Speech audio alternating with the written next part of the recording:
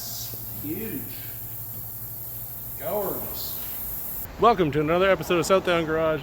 We're here at Still Creek Collision, working on the Explorer. Why? Because we had a Dodge on Ford hate crime. Thank you to the fine people at Still Creek for all your hard work. You guys do great work. That's why I bring you my stuff when it gets poo-pooed. Positive, because we've got the front end off, we get to put a brand new intercooler in. And Whipple wanted that. And we're gonna get to make some more power. What does it look like? That's a very good question.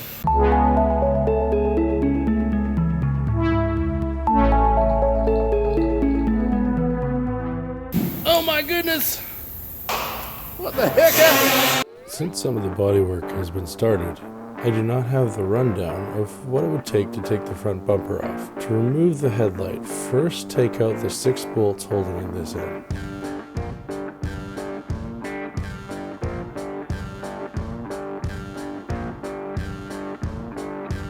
Then disconnect the connector. Next, you don't have to remove this top piece, like I did. However, it makes it easier getting to the bolts behind it with a small impact gun, just like I did here. You'll need to take off the 8 bolts holding the crash bar on to remove that.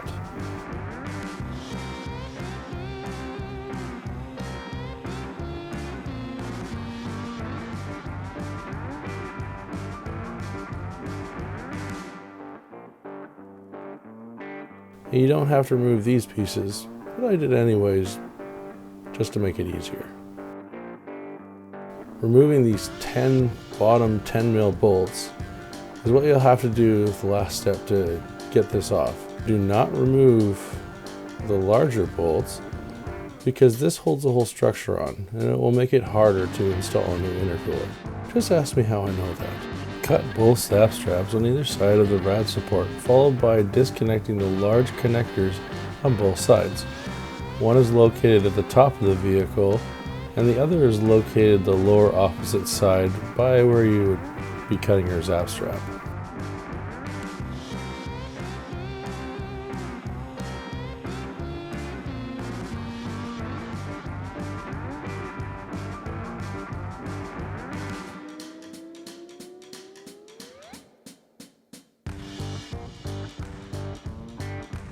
Open this piece at the top of the support to get to the hood release.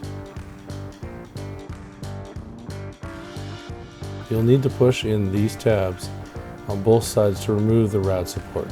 This portion was by far the most frustrating, as the instructions did not at all cover this.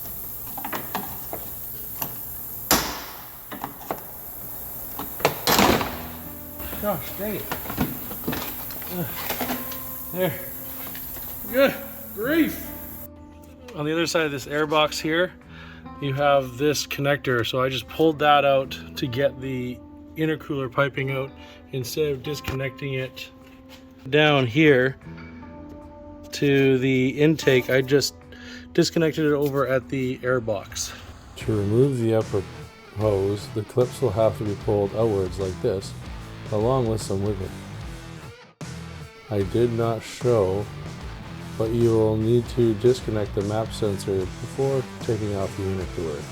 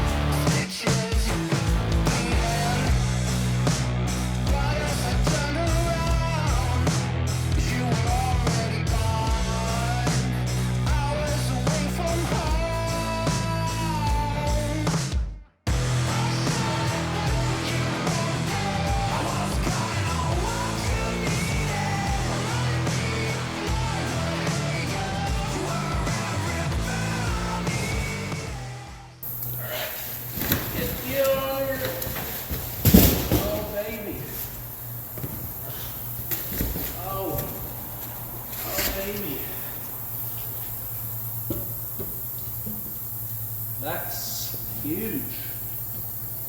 Gorgeous.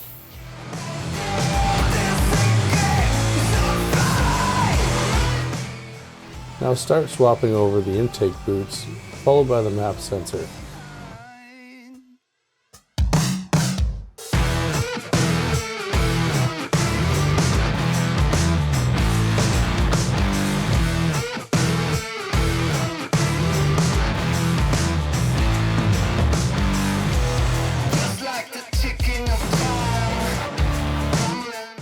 Make sure that you install the bolt provided in the kit and do not reuse the map sensor bolt.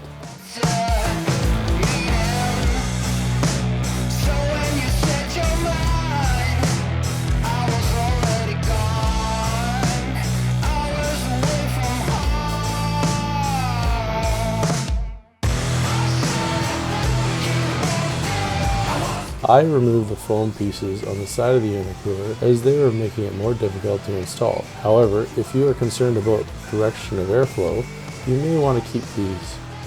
When you install the brackets on the intercooler, make sure the bracket is not facing towards the intercooler.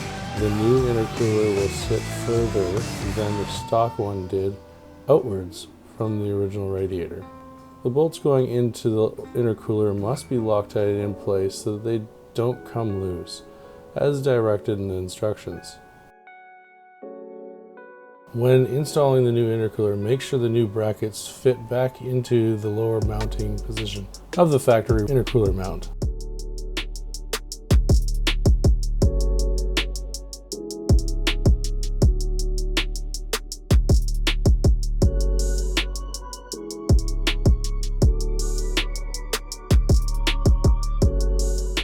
Then install the new lower brackets into the intercooler.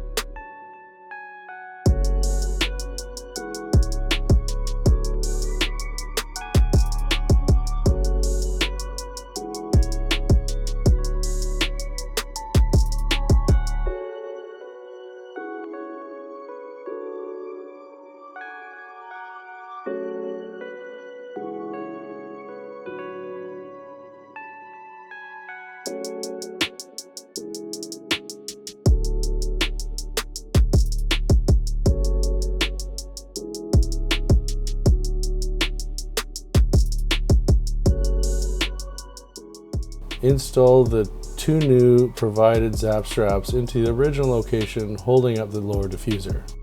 Plug back in your two main connectors on either side of the car, one in the location shown here and the other where the previous zap strap location install was. Place the headlight back in. You'll have to wait to put the top piece in until you can secure the headlight, as it is mounted to the headlight. After this is done, go ahead and tighten all your bolts.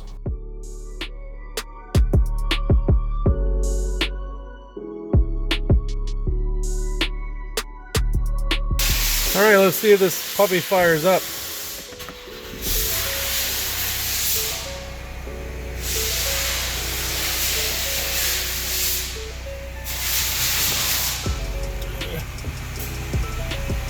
Cross traffic system fault, no way.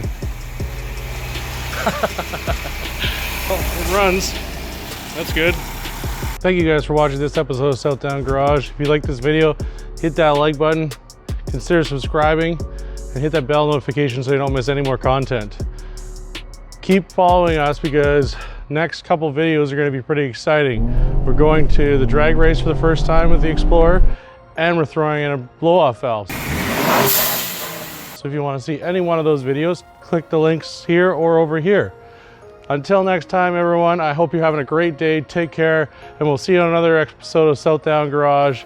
Have a wonderful day. Bye for now.